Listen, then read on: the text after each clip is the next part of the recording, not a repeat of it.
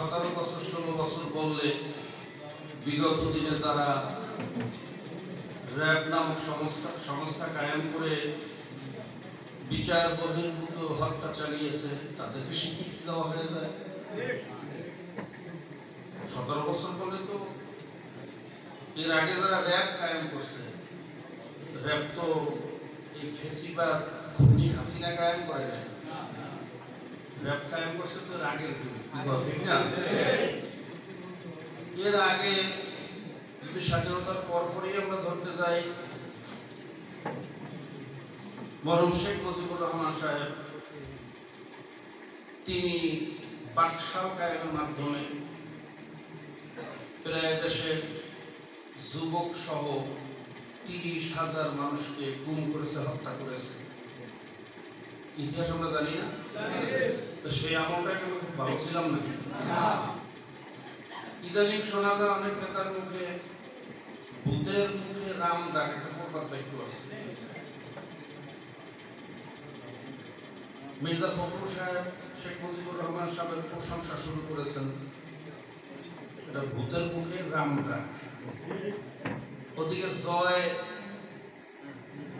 BNP একটি বড় দল, খালেদা জিয়াকে আটক রাখার একটা ভুল ছিল, আমরা মিলেমিশে দেশে গণতন্ত্র কায়েম করব, সুন্দর সুন্দর কথা শোনা যাচ্ছে।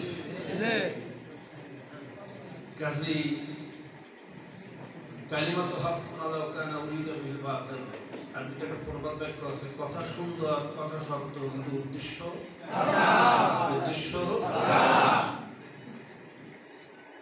যেই মুহূর্তে বাংলার মানুষ ভয়াবহ বিপদগ্রস্ত অবস্থায়, প্রশাসনের অবস্থা খারাপ, এমন কোন বাংলাদেশের দপ্তর বা এমন কোন প্রতিষ্ঠান নাই যে প্রতিষ্ঠানকে এই জালেমের দলীয়করণ করা হয় না। এই প্রশাসনকে ঢেলে সাজিয়ে দেশটাকে একটা সুন্দর ধারার মধ্যে নিয়ে আসতে ব্যাপক সময় প্রয়োজন। তার উপরে আমাদের যে সমস্ত ভাইরা এই দেশকে মুক্ত করার জন্য, এই জাতিকে মুক্ত করার জন্য জীবন দিয়েছেন, রক্ত দিয়েছেন, তাদের রক্তের দাগ এখনো শুকায়নি, তাদের মায়ের বুকের চোখের পানিও এখনো শুকায়নি। আমার অনেক ভাইরা হসপিটাল এখনো মৃত্যু যন্ত্রণা ছটফট করতেছেন, আইসিইউতে, সিসিইউতে, বিভিন্ন জায়গায় মৃত্যুর সাথে পাঞ্জা উঠতেছেন।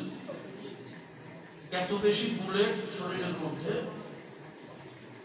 সেই যুদ্ধের পর থেকে আজ পর্যন্ত 2-1 দিন পর পর একটা করে অপারেশন হচ্ছে, সমস্ত বুলেট এখন শরীর থেকে বাইর করা সম্ভব হয় নাই। তার উপরে আবার সে আমাদের চিহ্নিত কথিত বন্ধু রাষ্ট্র ভারতের ষড়যন্ত্রমূলক বাদ ছেড়ে দেওয়ার মাধ্যমে প্রায় 10টা জেলার লক্ষ লক্ষ মানুষ পানিতে হাবুডুবু খাচ্ছে। প্রায় বেসরকারি হিসাব অনুযায়ী 100 করে মানুষ সাপের কামড়েই মারা গেছে। অনেকে ফার্মের উপরে নির্ভরশীল ছিল, মুরগি পালন করত, গরু ছাগল পালন করত, সবকিছু ধ্বংস হয়ে গেছে। এক ব্যক্তি কাঁদতেছে আর বলতেছে, বড় গরু ফার্ম ছিল, 100 উপরে গরু, বলতেছে গরু গেছে, এটা দুঃখ না, আল্লাহ কাছে আল্লাহ আবার দেবে, কিন্তু এত শখ করে যে জানোয়ারগুলোকে পাললাম, আমাকে দেখলে করুণভাবে তাকিয়ে থাকে। যখন শেষ মুহূর্তে আমি গলার রশিগুলো কেটে ছেড়ে দিয়েছি, যেভাবে পারো বাঁচো, জানি না ওই গরুগুলো কোন জায়গায় কি অবস্থায় কিভাবে মারা যাইতেছে, এই কথাটা মনে হলে আমার খুব কষ্ট হতো। ঠিক সেই মুহূর্তে দাবি আদায়ের নামে গতকালকে যে তাণ্ডব চালিয়েছে, গ্রামে একটা কথা আছে, ঢুডু খেলা না, জব্বরের ঠ্যাং মারবে। ঢুডু খেলার উদ্দেশ্য না, উদ্দেশ্য হলো ঠ্যাং মারবে। যেটা দাবি উদ্দেশ্য না, আন্দোলন উদ্দেশ্য না, উদ্দেশ্য হলে রাষ্ট্রটাকে আবার ব্যর্থ রাষ্ট্রে পরিণত করবে। যে ষড়যন্ত্রকারীদেরকে চিহ্নিত করতে হবে, কথা ঠিক না? ওদিকে ভারত বলতেছে বাঁধ খোলা হয় নাই, খুলে গেছে। যুদ্ধের সময় দেখছেন আমাদের দেশে তাদেরই এক আমি বলবো তাদেরই এক পোষ্যপুত্র বলেছিল নেটওয়ার্ক ইন্টারনেট বন্ধ করা হয় নাই, বন্ধ হয়ে গেছে। তো ইন্টারনেট বন্ধ হয়ে গেছে, করা হয় নাই, আর বাঘ খোলা হয় নাই, বাঘ খুলে গেছে, অটোমেটিক খুলে গেছে। এই দুই বক্তব্য একই সূত্রে কাজ। কাজে আমি সকলকে সতর্ক থাকার আহ্বান করবো। ষড়যন্ত্র চলতেছে, দেশি বিদেশি ষড়যন্ত্র চলতেছে। এদিকে আমাদের দেশের কিছু তথাকথিত সংগঠনগুলো ক্ষমতার লোভে ঘোলা পানিতে মাছ শিকার করার উদ্দেশ্যে একই সূত্রে, একই কেন্দ্রে, একই ধারায় কথা বলতেছে, একজন আরেকজনের প্রশংসা করতেছে। কি কথা ঠিক না? এই কোন ষড়যন্ত্র বাস্তবায়ন করতে দেওয়া যাবে না। বলেন যাবে না। মনে রাখবেন, আপনাদের সব মায়া কান্না আর এই ষড়যন্ত্র বর্তমান যুগে আমাদের সন্তানরা খুব ভালো বোঝে। যারা আমরা ক্ষুদ্র হয়ে গেছে হয়তো খুব ভালো বুঝি না। বর্তমান জমানায় কিন্তু 4G নেটওয়ার্কের যুগ। এই প্রজন্মকে বলা হয় 4G প্রজন্ম। এখন মুখস্থ একটা কথা বলবো আর বিশ্বাস করে হেঁটে যাবে, সেই যুগ কিন্তু নাই। বলার সঙ্গে সঙ্গে গুগলে চাপ দিয়ে বলবে, হুজুর আপনার ওয়াজটা তো ঠিক নেই, উইকিপিডিয়াতে তথ্য পাওয়া যায় না, কাজে আপনার কথাটা গ্রহণ করা গেল না। কথা বলেন। কাজে 4G জেনারেশন, এদেরকে ধোঁকা দিয়ে বোকা বানানো যাবে না। যাবে না। মোমেন ধোঁকা খায়ও না, ধোঁকা দেয়ও না। আমাদেরকেও ধোঁকা দিয়ে বোকা বানাইতে দেওয়া যাবে না। সংগ্রামী ভাইয়েরা, আমিরুল মুজাহিদিন উপস্থিত আছেন। সময় যেহেতু অত্যন্ত কম, আমি লম্বা আলোচনা করব না। এই দেশের উদ্দেশ্যে, জাতির উদ্দেশ্যে, আপনাদের উদ্দেশ্যে আমাদের মহতারাম আমির দিক নির্দেশনা দেবেন।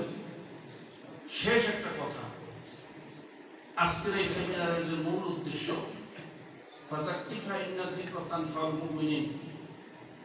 জিকির করো, বারবার জিকির করো, আলোচনা করো, তাকে মুমিন ফায়দামান হতে হয়।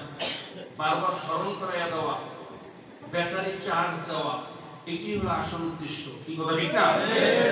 স্বাধীন হয়েছে, স্বাধীনতা রক্ষা করতে হবে। ঘরে বসে থাকলে রক্ষা হবে না। বলেন হবে না। প্রত্যেকের দ্বারে দ্বারে যেতে হবে, প্রত্যেকের কাছে আমাদের দাওয়াত পৌঁছাতে হবে। ইসলামী আন্দোলনের নীতি আদর্শকে মেলে ধরতে হবে, ফুটিয়ে তুলতে হবে।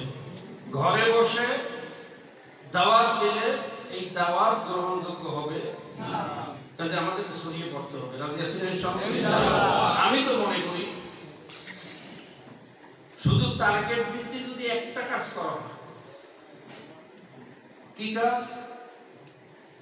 যেমন আমাদের অনেকগুলো সংগঠন আছে, ইসলামী আন্দোলন বাংলাদেশ, শ্রমিক আন্দোলন, ইসলামী যুব আন্দোলন, ছাত্র আন্দোলন, আইম্মা পরিষদ, ওলামা মাশায়েখ পরিষদ, কি আছে না? তারপর শ্রমিক আন্দোলনের শাখা আছে প্রায় 80টা। তো অত বাদ দিলাম, আমাদের প্রায়, তারপর আইনজীবী পরিষদ, অনেকগুলো আছে, সবকিছু মিলে প্রায় 9টার মতো সংগঠন। যদি এর মধ্যে 6টা সংগঠনও ঠিক মতো কাজ করে, যেমন এক একটা সংগঠনের মূল কমিটির মধ্যে যদি 25 জন করে ধরা হয়, তাহলে 6টা সংগঠনের মধ্যে 150 কথা ঠিক না? ইউনিয়নের মধ্যে আপনি একটা কমিটি করবেন, 6টা সংগঠন একটিভাবে কমিটি করবেন। ইউনিয়ন কমিটিতে কয়জন? কথা বলবেন। ইউনিয়ন আবার ওয়ার্ড কমিটি করবো, ওয়ার্ড কমিটিতে কয়জন? কথা বলেন। ওয়ার্ড আবার মহল্লা কমিটি করবো, মহল্লা কমিটিতে কয়জন? যদি এরকম ইউনিয়ন, ওয়ার্ড, মহল্লা পর্যন্ত শুধু কমিটিটা গঠন করা যায় ঠিকঠাক মতো, আমি তো মনে করি অন্য দলের যোগ দেওয়ার কথা লোক তালাশ করে পাওয়া যাবে। আমরা রাজি আছি ইনশাআল্লাহ? রাজি আছি তো ইনশাআল্লাহ? কাজে আমরা আজকে শপথ গ্রহণ করব, এখান থেকে পাকা নিয়াত করে বের হব যে আমাদের যে সমস্ত এলাকায়, যে সমস্ত ইউনিয়নে, যে সমস্ত ওয়ার্ডের মধ্যে, এমনকি যে সমস্ত সমাজের মধ্যে মসজিদ ভিত্তিক কমিটি করা সম্ভব, সমাজ ভিত্তিক কমিটি করা সম্ভব, আমরা সেইভাবে কমিটিগুলোকে শুধু গঠন করব। আমি আশা করি ইতি যে কাজ হবে দ্বিতীয় কাজ করার প্রয়োজন আছে বলে আমি মনে করি না। কাজে আমরা ইনশাআল্লাহ কমিটি গঠনের সচেষ্ট হব। কি রাজি আছি না ইনশাআল্লাহ? সর্বশেষ